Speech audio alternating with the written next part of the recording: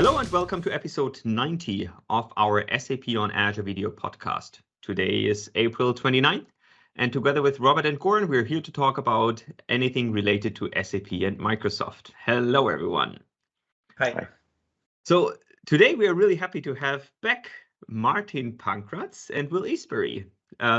Both of them were actually on our show, and actually Martin used to be a regular guest on our show.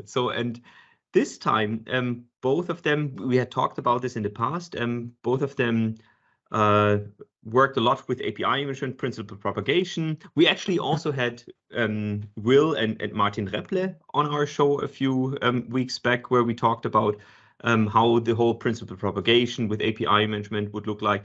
But in our call today, Will and Martin will take us much deeper and take a closer look at the policies of the API management. How does the principal propagation actually work? And really, show us the end-to-end flow from an authentication point of view. And your favorite topic there, Power Automate as well. Absolutely. But before we go there, we'll take a quick look at some of the news. There's not a lot, but Martin Merdes, we talked about him also last week, I guess. He had published a video about the RGCOPY tool, so the resource group copy tool, and now he's talking about some additional functionalities of the RGCOPY tool. In this case, how you can save costs with it. So actually, Goran, I think you have a similar script when you shut down your system, that you can offload the data to standard storage and stuff like that. And Martin shows how you can use the RGCOPY tool to do a similar thing. So if you stop your system, that you can convert the disks, that you can convert NetApp volumes and stuff like that to, let's say you have a system that needs to be archived or something like that, that you can really reduce also the costs that occur when the system is not running. So really mainly looking at the storage components. So it's a 9-minute video, fairly short, very precise, with similar like last time, a lot of demos. So I think it's definitely worth checking it out. The next thing, Goran, you just brought it up, the Azure Key Vault auto rotation for keys. So I mean, Azure Key Vault is a de facto security standard. What many customers are using to store the secret keys. And of course, from time to time, it's always very advisable to change it, right? It would make sense. And this is a new feature which basically is doing automatical key rotation. So you just basically, it's a zero-end touch. You set the policies, and there is then a rotation policy to configure each rotation for each individual key, and then it will happen automatically without any user intervention. So meaning we're making life easier for customer and strengthening the security through the automation, so to say here. Otherwise, people tend to forget, right? So I would say nice feature. Azure Key Vault is a de facto security standard which many customers are using it. Yeah, and I think, for example, I think it is very much best practice if you have a logic app. Just as one example where I usually get in contact with Azure Key Vault, or also a Power Automate flow, for example, instead of hard coding the username and password there, it's just a good practice to store the keys and the values in Azure Key Vault. Then you have the authentication from Logic Apps, for example, to the Azure Key Vault. So the Logic App is allowed to access the information, retrieve the username and password from the Key Vault, and then use this for authentication, for example, against an SAP system. It's being used for anything, for SID-ADM username password, for example, in the automation. It's very much used as an example, right? In the start-stop, I'm also using in the background Azure Key Vault to store maybe if I would need SID-ADM password, So it's everywhere in all different scenarios basically used. So I think very nice feature, so to say, for the customer to enhance the security more. Perfect, thanks. Good. Next thing, on our running SAP applications on the Microsoft Platform Tech Community site, Joao Couto published a short blog post and a related video on the partnership with Lemongrass. So Lemongrass is a partner that helps you to migrate your SAP landscape on-premise into Azure. And with Lemongrass, we have now a new partnership, basically, so that customers can really benefit from all the experience that Lemongrass has. So they have migrated over 7,000 enterprise SAP systems already into the cloud. And with this partnership now, they can also help customers to migrate their SAP workload into Azure. So I think that's a really exciting partnership there as well that we have. And yeah, Joe just published his blog post about this. Good. Moving on. Actually, you might have seen here, that's something that I missed, or we talked about this. We have Microsoft Build coming up, and you can register now.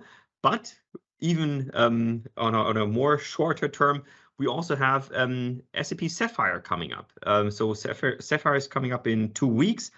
And the session builder is available now. And if you, I mean, obviously there are lots of sessions. Actually, Microsoft obviously also has a booth there, and I have the honor to also be there. So if you want to meet me in person, then come over to Sapphire, come over to the Microsoft booth.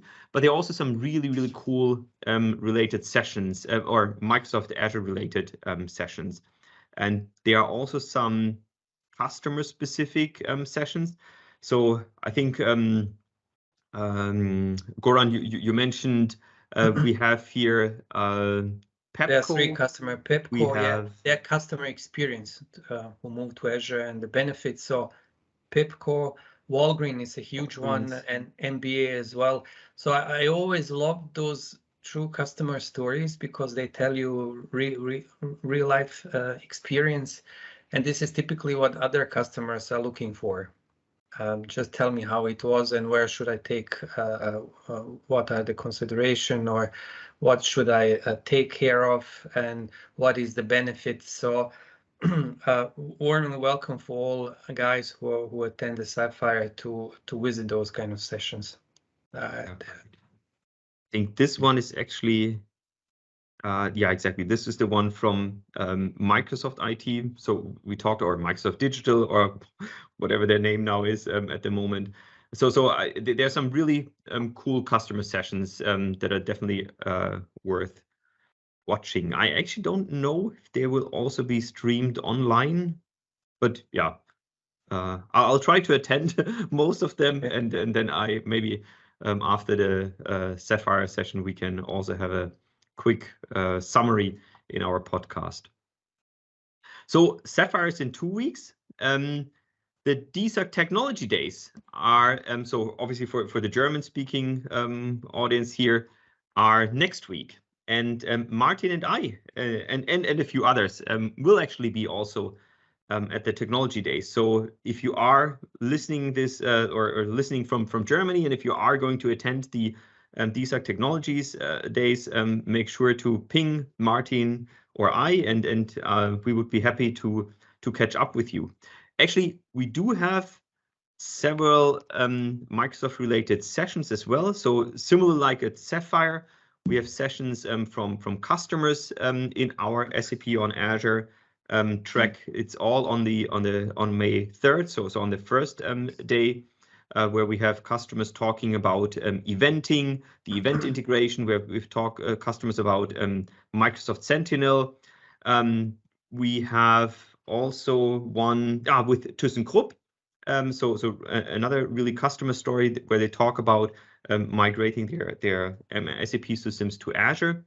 We also have a customer engagement session or a live influence session about eventing. So how can we connect SAP Event Mesh with Azure Event Grid? So this could also be interesting, very interesting. And then we also have one session where we talk about the Power Platform and SAP, how we can connect the Power Platform in SAP and or with SAP and integrate it in Office and Teams and so on. So hopefully this will also be very interesting for you. At prime time, they are 5:15 order. Yeah, I know it's a little complicated, especially since afterwards it's the celebration or the get together, the networking event. Let's see, but it's still good if you still have time. It's good to join this last session there of the day. But we also have another cool event, and maybe that's also a fantastic segue to Martin and Will.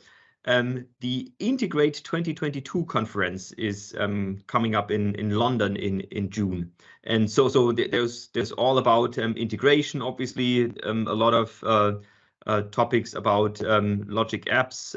There's some cool speakers, Clemens Masters, that we also talked about him from an eventing perspective.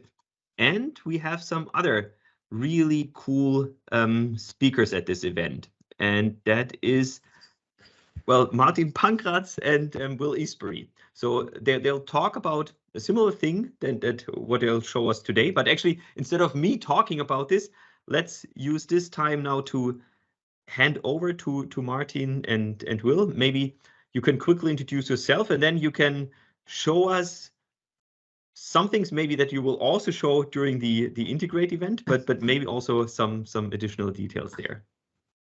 Yeah, you want to get started, Will? Yeah, sure. So I'm Will Eastbury, one of the members of the Fast Track on Azure team working around application innovation in EMEA. That's very short and crisp. And I'm basically a team member next to Holger, working on all the innovation and insight topics that we have between SAP and Microsoft across the whole portfolio that we have. Yeah, but that's like the app dev topics, like this API management, is like closer to my heart than some of the others. Yeah, and it's going to be very interesting because Will and I will actually meet first time in person in London. Yeah, doing this session. Yeah, after collaborating and spending coding nights. Yeah, getting our heads together there. Yeah, Yep. Especially since we worked on the same team for over a year as well, and we still never met. Yeah, exactly. Right. Let me share my screen. Okay, so do you want me to give a preamble while you share about what we're going to walk through? Yes. So Holger mentioned already we had 2 sessions on this already. So the first one I did with Goran during the holiday period. So we're just the 2 of us, I think. Where we looked mostly, where we mostly looked at the importing piece, importing SAP OData services into API management. That was the focus. And the other one with Martin Repler and Will Eastbury was really about hybrid deployment and extending his large series on Principal Propagation. Yeah? So today focus will be different. Yeah? You want to extend there, Will? Yeah, sure. So the diagram you have on screen at the moment, or you did just quickly have up on screen, is obviously fairly complex. And when we were talking about it on the prior podcast series, we just simply didn't have enough time to drill into some of the specifics of what goes on inside the API management policies and what the capabilities are, how it can help to extend and simplify the things that you want to do when you're integrating around OData. So what we really wanted to do was that subsequent session around, hey, let's take a look at what APIM is actually doing in this context and how it can be configured to do it and how easy we can make this token flow. Exactly, yeah. So this is like the blog post, which is the foundation for today, yeah. And like I said at the beginning, so we already covered in the first session with Goran the import part, yeah. Even though in the meantime, Will has been busy extending the converter, and there are some nice new features in there, yeah, which we'll have a quick look at. But what we're going to look at is really the insights, yeah, like you mentioned in here, and see how the complexities they're covered in one place, so that you can actually enable every single client that you have to consume it from here. Yeah, that's why we also have this picture in here, yeah. So get the complexity here and enable every single front end, yeah, and have Azure AD cover the rest for you in a simple way, yeah. Yeah.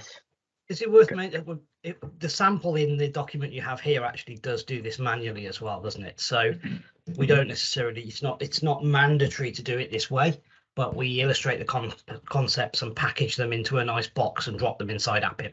So it abstracts all of the complexities of management of tokens, principal propagation, CSRF token handling, all of that gets abstracted away into the API policy. So your app just calls an OData service as far as it's concerned over REST. That's true. My favorite was the E-tag. That was biting us a little more than the rest. Yeah.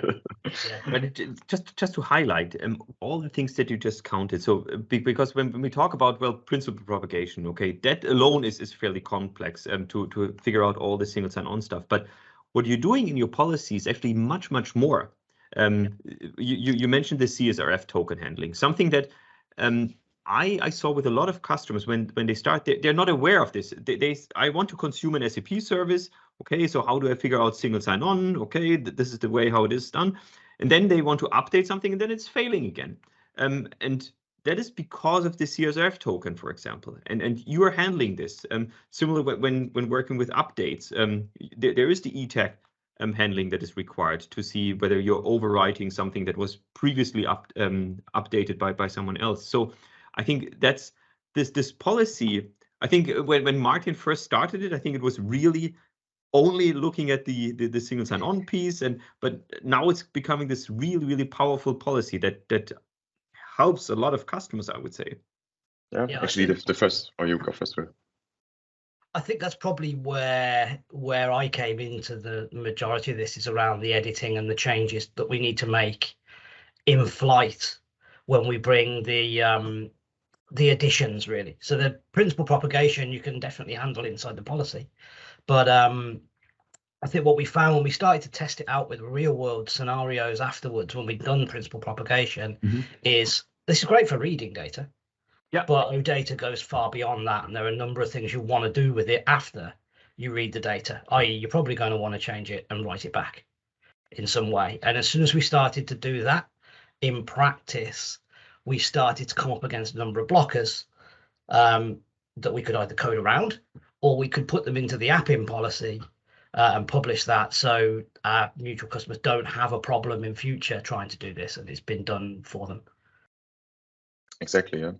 And the first comment that we got when we checked this also with our Microsoft IT department, like you said, Holger. So what about refresh token? Yeah, so we need to make this efficient. Yeah, token caching is nice, but also what about refresh? And like, yeah, you're right. That's missing. Let's add it to the policy. Yeah.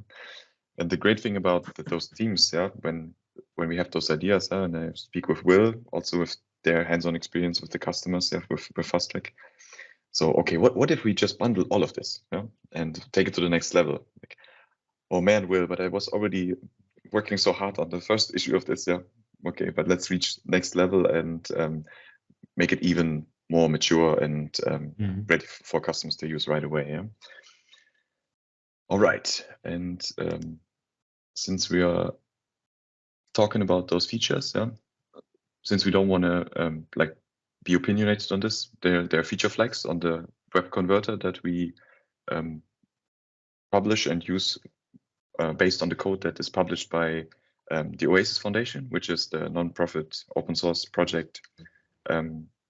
Also, like where contributions are from Microsoft are and SAP. Yeah.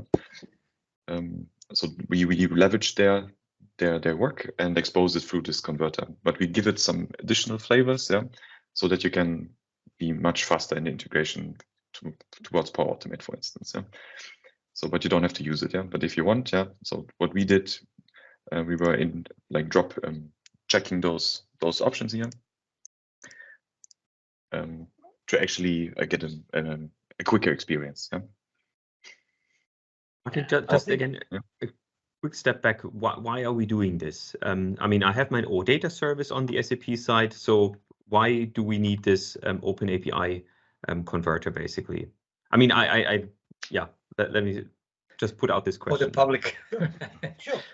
So if we take aside the fact that there's a published converter here for a moment and walk it back to why do I need to run any kind of converter anywhere and what do I need to convert from and to?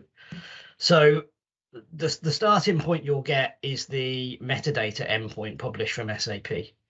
Yeah, and that, of course, is for the OData service. Now, out the box, in order to bring something into API management or into any kind of API surface manager, whether it's API management or not, we need a OpenAPI or Swagger definition. So the very first stage is to run a conversion between the two. Because they're both REST-based effectively, you can do a conversion, and there's a standard tool that Martin just mentioned, published by OATC, that you can use. Now, we started out life with this, in the middle of what we were doing, and it's there's two versions. There's an XSLT based version, and there is effectively a Node.js version which wraps some of the XSLTs, and there's one in the middle, like a hybrid, that just does it in Node.js. What we were trying to do is to host something in the middle to actually make it easier to run the tooling. With varying levels of success, I would say at first, without going into the minutiae detail. But where we effectively came from was, this is useful to a lot of people to be able to do this. So we wrote just a very quick function backend that hosted the converter and ran the XSLTs. And the output is, it gives you what you need to import into Appim by taking the endpoint that you've published from SAP. What all of those feature flags are underneath are each individual thing we hit when we try to actually use the outputted definition. And there are a number of things which may or may not be required depending on the situation that you're in.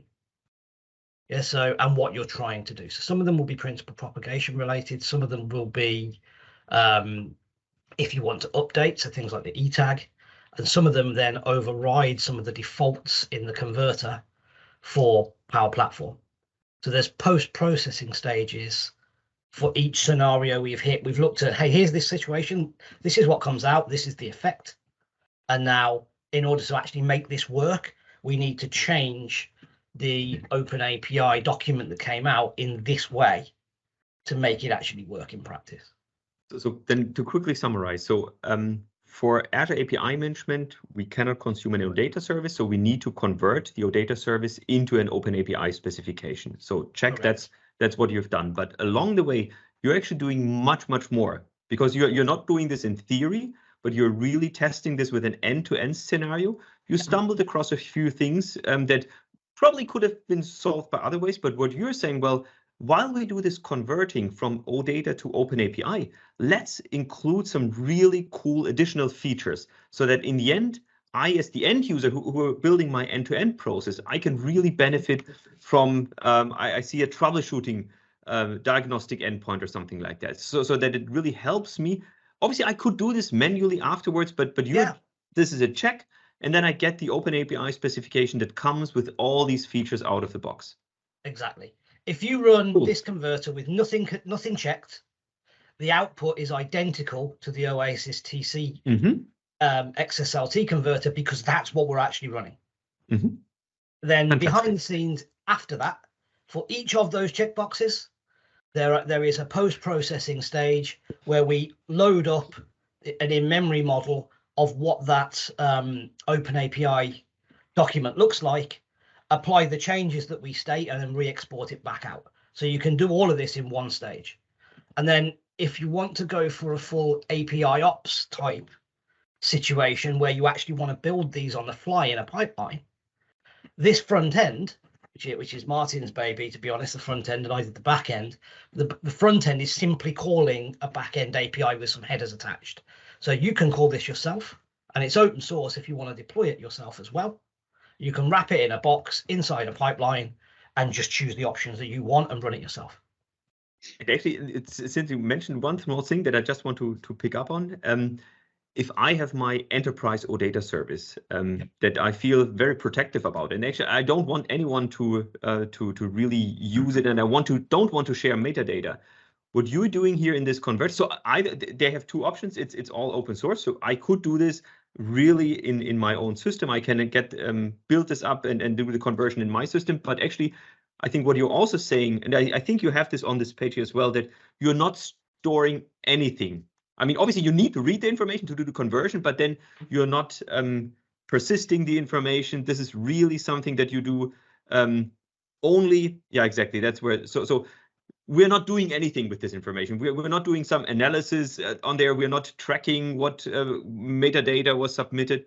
You're just doing this to read the information, use whatever it's then, and then you just forget whatever thing was in the submitted. case of the converter here, yes, everything's done in memory in flight. There shouldn't be any output data stored. To the extent we're not even running App Insights against this, so we're not tracking inbound requests. So if you come and log us an issue for this on the open source repo, we'll ask for a copy of the payload so we can diagnose it. On the SDK Generator side, which isn't actually active just yet, but we can then try to use AutoRest to generate you a set of code libraries to use your backend. There is an intermediate temporary stage where AutoRest drops a text file. Sorry, drops a zip file, which we then zip up and return to the client and delete. Yep. So we don't permanently store anything ever in this. Perfect. Which makes troubleshooting hard. Yeah. So if we get an error, we see that we have an error, but sometimes you cannot diagnose that without the payload. So if anyone gets issues, we link the GitHub repo if you add an issue there so that we can actually understand, otherwise we're lost. But from a privacy perspective and from a customer data management perspective, there's no intention to store anything here. It's completely transient.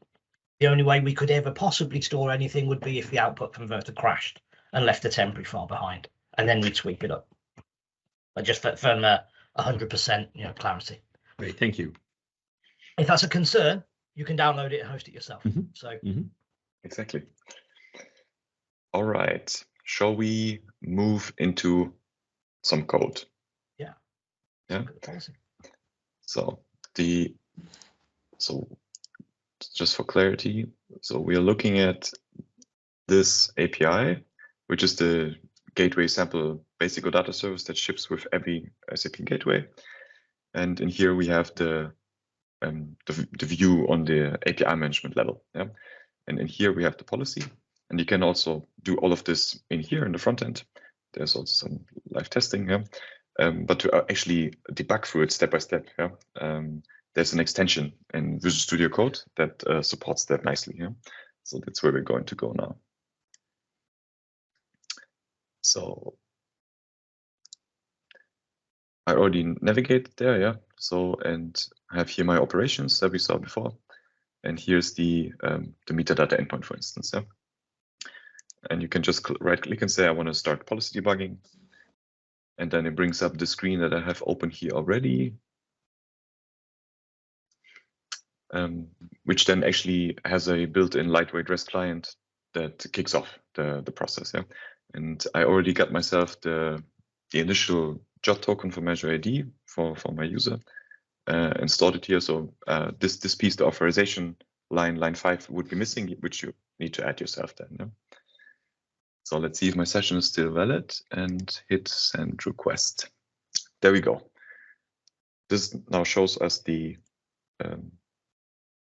policy itself that we saw before on the Azure API Management UI. And here we can really do this line by line. Yeah. You want to mention something here on the validate JOT one? Sure, yeah. So the key things we care about in here are this is validating the AAD token. So Principal Propagation hasn't kicked in at this point. This is the initial bearer token coming in from your client application or your calling service into AppIn. So OpenID config is registered to an AAD tenant, so we can download the signing keys and check it. The audience should be set to the registered backend ID as per our best practices. Issuer will be set to your tenant. That string may vary slightly depending on whether it's ADFS or AAD v1 or v2 endpoints. And then required claim, we're checking that you actually do have the correct scope. Those will be different depending on what you've registered in your implementation to call into AAD. But those are a reasonable set of default values. And you can see we've got two variables. The pieces in the double brackets are system variables registered within AppIn, which can be configured on the fly for you. Yeah, and this is described in the blog post and also in the GitHub repo. And due to the complexity of this, I also recorded a dedicated session with Robert Boban to get you through this step by step, with also with troubleshooting hints. Yeah? All right. And here we're now assigning some of the variables that are stored on API management for configuration. Yeah? And this is already kind of a speed up for you, yeah? Because this is not required by any of your clients anymore. Yeah? The policy takes care of this. Otherwise, you would have this configuration in every single client app, yeah? That wants to consume your data service. So Yeah, stepping through it. Yeah. Convenience this stage, isn't it? The set variable. We're pulling in the setting names that we've referenced elsewhere, and we're just setting these to variables so they're available for subsequent policies to work with, and it just cleans up the syntax really more than anything. Exactly. Yeah. And here's already the cache lookup, which I commented because when I was doing the initial configuration, this is a screw up point, yeah, because you can cache wrong stuff, and then you need to clean it up again. Yeah. So before I was sure that this was working, I still left it commented. Yeah. But I can reverse that before. Yeah. And this is like checked in version in GitHub. You do have that uncommented, I believe. Yes. And this is like a major reason why doing this with the policy and API management is a good idea, because this cache lookup ensures that all of your clients, when they arrive with the same identity, can reuse the token, yeah, until it expires. And this tremendously speeds up the whole process because this principal propagation consists of 3 calls, yeah, and reducing that to 1 is like quite the improvement. Yeah. Yeah, so we've got a couple of pieces in the caching block, haven't we, which might be worth just mentioning here. So the lookup key value you choose to do the principal propagation, this one is quite sensible, to be honest, that we have selected here, but it's not the only choice. So if you look inside here, we're using APIM to decode the JWT token once we know it's valid from the prior step, extract the subject claim from it, as you can see, as JWT ? Subject on line 45. And then place those into the cache. And we're doing that with not just the principal token itself, but also the refresh token. At the moment, if we were to run this, first off, there wouldn't be anything in there. Yeah, so these would come back as empty. So it's important to note that for the later steps. But when you run this and you have already been signed in once, these will return values based on the key of the user who's come in via AAD. You might want to cache them for different applications, and in that case, you might modify it so the client ID is part of your key. But that's all a choice that you can make. The default one is just, hey, I've got a token, cache it for this API. Exactly, yeah. And with any great debugger, you get to see the context variables and the request. So that is tremendously helpful, yeah, well, troubleshooting and understanding what happens. Yeah. So since we don't have anything cached, this condition is checking if there's any refresh token or any normal bureau token, and if not, then request new ones. That's what's going to happen now. Yeah. I set step in. This is another request to actually do the first part of the token dance, as we call it, yeah, where we exchange the JOT token from Azure AD, yeah, which we can translate through this endpoint, and say we want, please give us a summer token for this. Yeah? So the grant type here is the JOT bureau, that's the input. But at the very end of this, we'll see that the requested token type is now summer2, which is required because SAP can only work with the summer bureau or outflow. Yeah. So we step over that one as well. So that's a big fragment of code for what is effectively a single post exchange. But actually what's happening in there, that takes away the entirety of that HTTP request. So doing that from the client would mean each client individually you have for each SAP request you send would have to go and fire that exchange and would have to understand that inside your logic. Exactly, yeah. And the NetWeaver is sized in a certain way. And this can be a choking point, simply. Yeah? Imagine you have all the people coming to the office, starting their computers, and as humans are, they have the similar habits. Same time, roughly, everyone's sending this request to get their tokens. Yeah? This can be an issue, yeah, for your setup. And we'll see also another part in this policy where we provide a solution for that even. Yeah? So when I make another step here, we get our first access token. You see here that showed up live. we have now a SAML-based token, yeah, exchange from our initial job token. So next one, here we're actually first time hitting the SAP OAuth server. Yeah, this is the standard URL. It's default for every system. And here there's also some configuration specific to that. We need to provide the OAuth client ID, the scope, and of course the token that we just exchanged before. Yeah, this is SAP OAuth server specific, but the flow is the standard OAuth2 SAML BIRA. Yeah, that's why you have the basic out to contact the OAuth server, but providing your OAuth like credentials, so to say. And the scope here is specific to your OData service. Yeah, and your details, you have details in the blog post, I think, of how to go through and configure both the trust relationship between the SAP environment and the Azure AD context and the certificate exchange, which obviously needs to be placed. It doesn't happen by magic. We need to have that relationship which says, for this context, trust this AAD tenant and these users, and then that will then fall into place, and we can do that token exchange at that point. Exactly, yeah. And like I said, I have a video session on this with a walkthrough of all the steps, all the configurations, all parts that I did with Robert Boban. Yeah. So you don't get lost in this. Yeah. Okay, so we step over this one. Now we're parsing the response and putting the new stuff that we get from SAP, which is the SAP BIRA token, the expiry, and also the refresh token. And in here, this is like one of the features that we added. We called it random back-off delay to make sure that people's habits at logging in the morning on Monday at the same time doesn't choke your system. Yeah. And I made a picture on this one on the repo. Let me scroll down a little bit here. Exactly.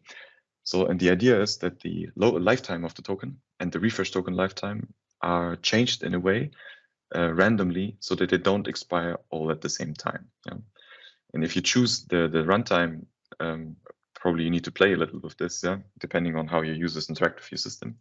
You can actually get into a setup where you never have like a burst again, yeah, of where all the users are logging in at the same time, because some of them still have the refresh token, and some have already still the access token, and a third group only has nothing of both, yeah, which both of them have expired. Yeah. Another great example of like what the level of depth inside the policy when you come to actually look at this in a real world scenario rather than necessarily the theory, which we've already discussed. Yeah. So we step over this cool thing, done. And of course we need to cache the results, yeah, from our request. And then we are basically done with the authorization part. Next thing, the policy checks if you need a CSRF token. Yeah. So it's checking, I stepped over it. It's checking here if your request is of a type or the method type requires the CSRF token. So basically every update method would use one, but we stepped in through the metadata endpoint with a get. So actually it's noticed, okay, so you're not updating anything, so you don't need a CSRF token. So we are skipping over this. Yeah. Yeah. Assigning the authorization header. This is also for convenience, yeah, making sure that you're not exposing the subscription key to the backend, yeah. But of course, that depends on you if you find this hurtful or not. And here, we are checking if we should provide the answer in JSON or as XML.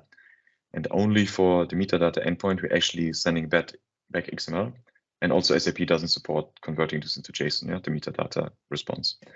But everything else is put back as JSON, which you will like for Power Automate, for instance, yeah, because there you leverage this structure, yeah, to work with the parameters and attributes. That's it, yeah. And once this finishes, you'll get your response. So let's just say something about that particular last point before we move on any further. Okay. Yeah. That's a particularly powerful feature of APIM to be able to manipulate the request payload in flight. So if you look at what's actually happening there is we've got a conditional switch to manipulate a query parameter before it gets sent to the back end. And we're using it in a relatively simple way here. What we could have done if we'd have chosen to make this procedure massively complicated was to do that for every single one of the things we manipulate inside the converter. We explicitly chose not to do that, to make this policy comprehensible. Exactly, yeah. All right, and then there's some error handling down here. So because of there's like the token dance and some complexity, we wanted to give you the videos, the troubleshooting hints, where to look for parts of the dance, yeah, and also give you a more meaningful response in case you run into errors, yeah.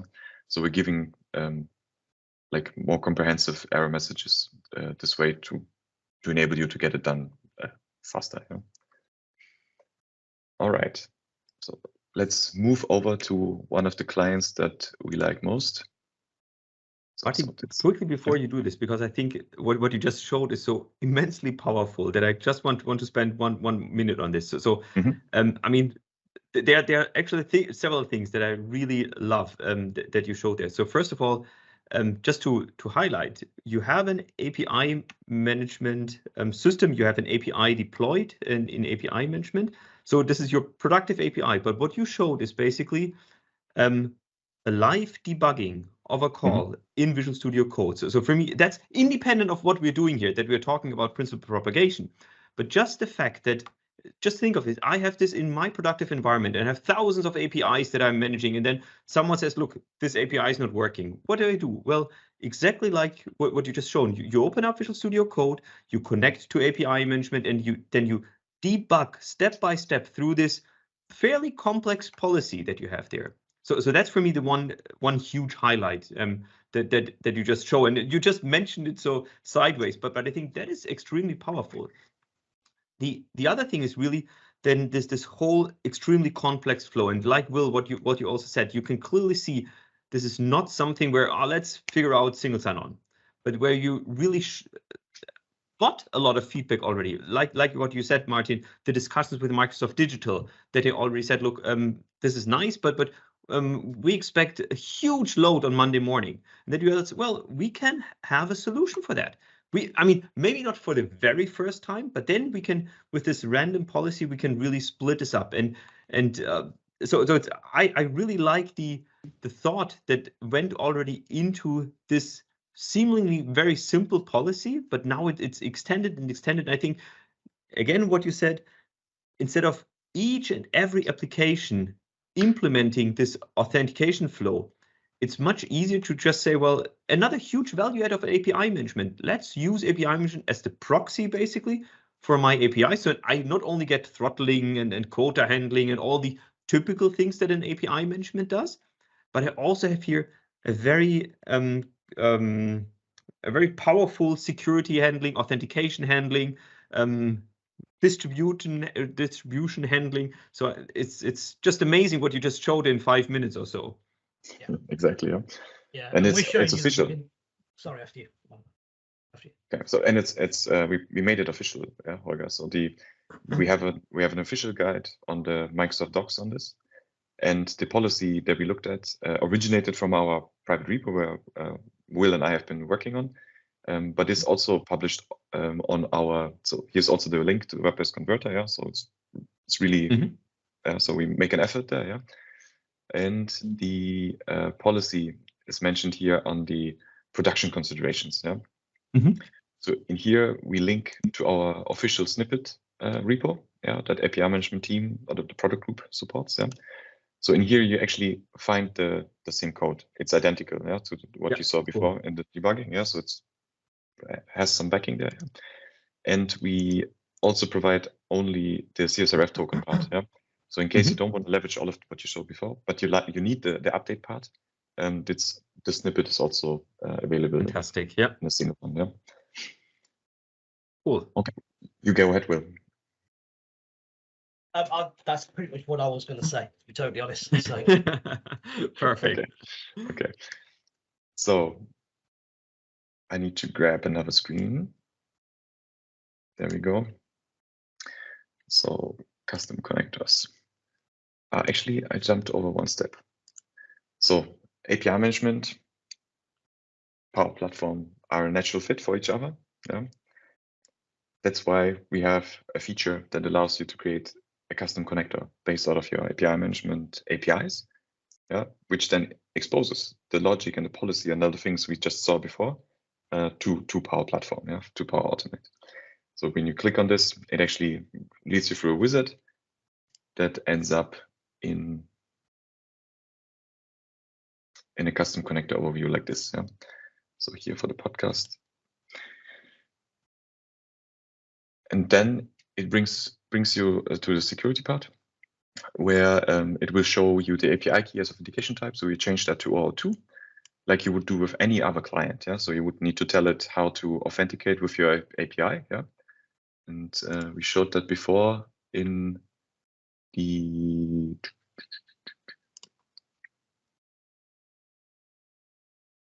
just for visual reference. Yeah.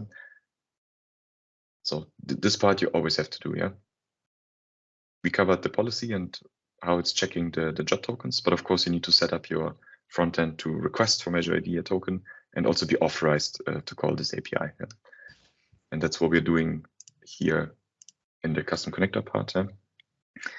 And this is also described in detail in the blog. Yeah. So here we have now the authorization endpoint, yeah, from Azure AD for our tenant, as well as the token endpoint, and the scope that's required to call our API management middle layer, so to say. Yeah, and this is configured by me already, and we are going to use this this custom connector now to actually call from Power Automate.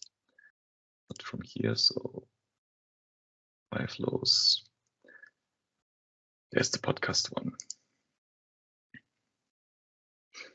This has a manual trigger, but of course that would be different, yeah, probably for your setup, yeah, coming from a Power App or be any other event. Like, agent. Yeah, for instance. Yeah. Just for our test today, it's going to be manually, and we are going to call get business partner set by key. Yeah, and the system where the API points to has like the typical gateway sample data. Yeah. And I already provided here one of the business partners that we're going to interact with. And I just put in here manually the ID. Yeah. But of course, this could be part of a lookup in your Power App to make it more dynamic. Yeah. So let's see what this gets us. Run flow.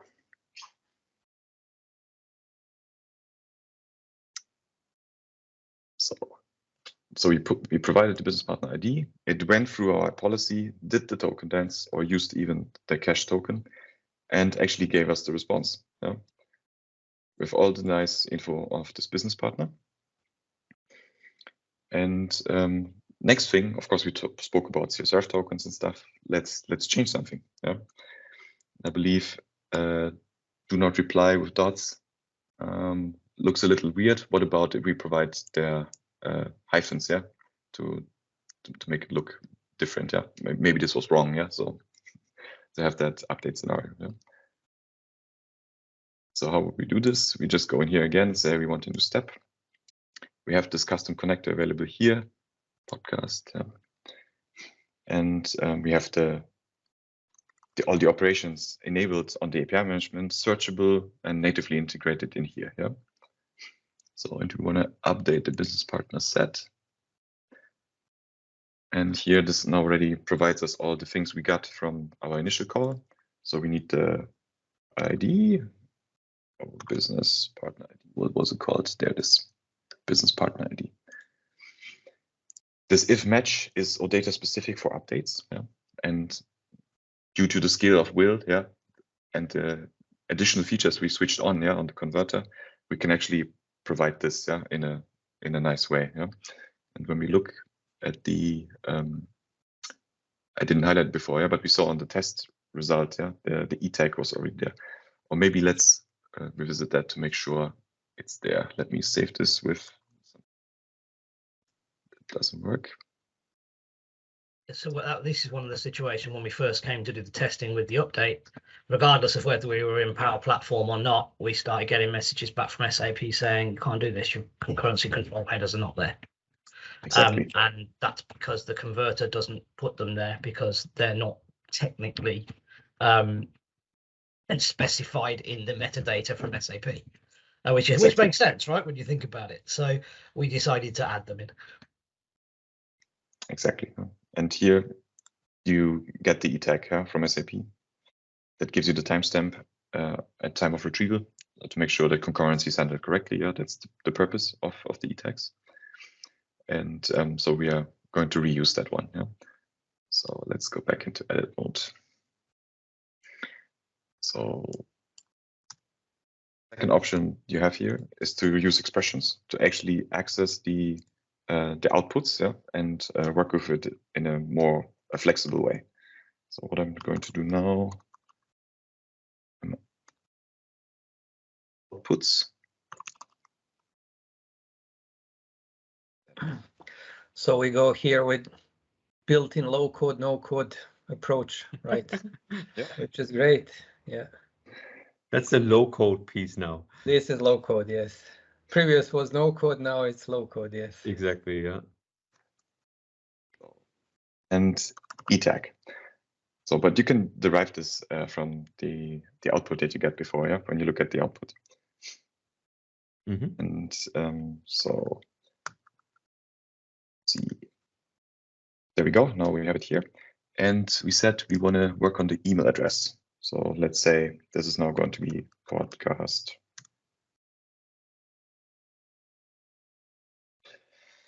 Let's see if the OData service likes this, because I actually didn't test this. Yeah.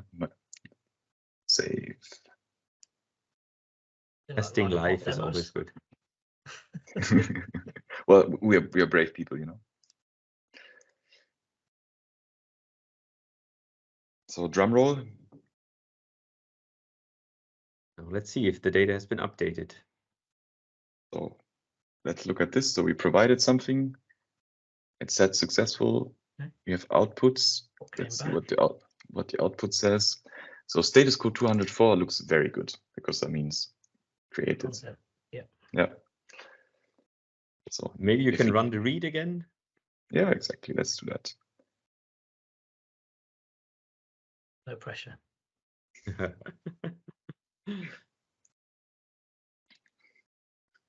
So when we look at the output here, there we go. Okay. Changed. There we go. Cool. CSRF token, tag, all of those things done. And the person who did the flow here, yeah, me, that was like 2 minutes work. Yeah, and I think that's actually something really, really important.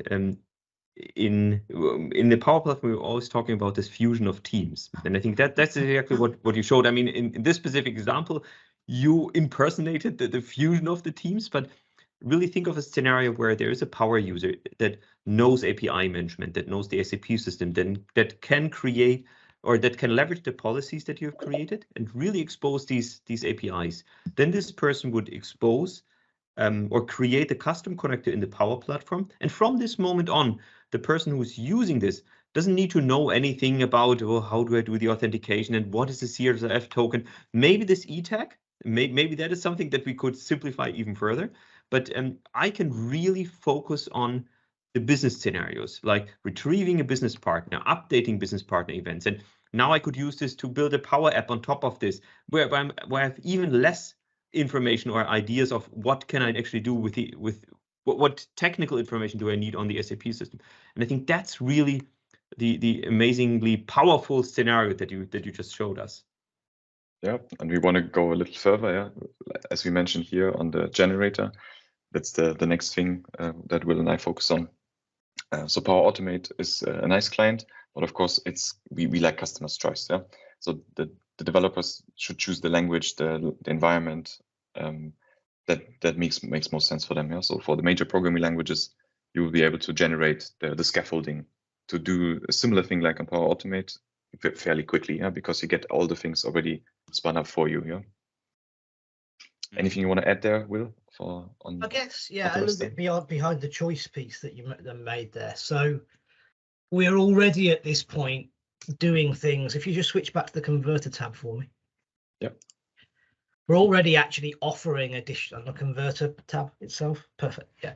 We're already offering a couple of things in here that don't make any difference if you're using APIM, because APIM will either remove them when you export to Power Platform, and if you go through that flow, there are flags in here like add OAuth to authentication and flip the tenant ID that are useful if you're going to use this from outside Power Platform. Yeah, they'll match your configuration of the OpenAPI definition that you can pass externally for Swagger to the one that you upload inside APIM, and you'll be able to use things like Swagger UI, for example, or the developer test portal, or those kind of scenarios, or anything else that actually just consumes an OpenAPI definition. And in this case, what you can see is there's a couple of hoops to jump through with Power Platform, which is why we're using the export feature, because they're nicely coupled there, but you don't necessarily have to be quite that coupled. And the next stage for us is to make this SDK generator light up so we can consume the OpenAPI definition that we've just created, add the tenant data for you, and then in theory, what you'll have is an SDK library you can call from any language you like and just do something. Yes, as you can script it then if you want to. Yeah, cool. All right. So I think there are some heads melting and blown by now. But this is really something that makes the difference, yeah, for some internal colleagues, yeah, who like need enablement and acceleration by us, yeah, for SAP. And we already see the first nice scenarios. While that's why this is growing, yeah, from on the repo and on the functionality. Yeah. Yeah, but it's always that as much as possible end-to-end authentication, right? So, I mean, there are no borders there where you would have some example where you have to breach those kind of gaps. So I see it really as a huge help to enable actually across end-to-end propagation. Cool. That's the idea from the strategy, yeah. Absolutely. Trying to pull together the points which are complex and simplify them. Exactly. Try and pull together the parts which are not necessarily that clearly documented. And as Martin's mentioned, there's the document now up on the APIM screens and up in docs to pull that stuff together in an existing walkthrough, and then support it with blog posts and tooling. You know, that the tooling may or may not stay around. It may go into APIM, it might stay independent. But equally, the repo isn't going to go anywhere with the sample of how to do it, even if the page disappears. Exactly. Yeah. And before we close there, I mentioned like twice throughout our session already, there's a dedicated repo to get your videos on the setup for the Azure AD SAP OAuth server part. So if you want to get started with that, yeah, so we'll share this one as well. Yeah. And there's like 2 more videos coming up to complete this. And then you'll be all set to go. Yeah. Wonderful. Very nice. Will, Martin, thank you so much for this very in-depth overview or look into the API management policy. I think you clearly showed how important this is, how fantastic it is to work with it, how it can be used in Power Platform and other scenarios. So I think that was extremely helpful, and I'm sure this is relevant for a lot of customers, and we'll get a lot of customers using this. With this, thank you so much. I'm sure we'll we'll see each other again before the Integrate event that you'll attend. Yeah, conference. Thank you. But if not, then after the conference, I'm sure we'll have you back on the show to talk about your experience there. Brilliant. So thank you. Have a nice weekend and talk to you next time. Thank you. Bye. Bye-bye. Bye.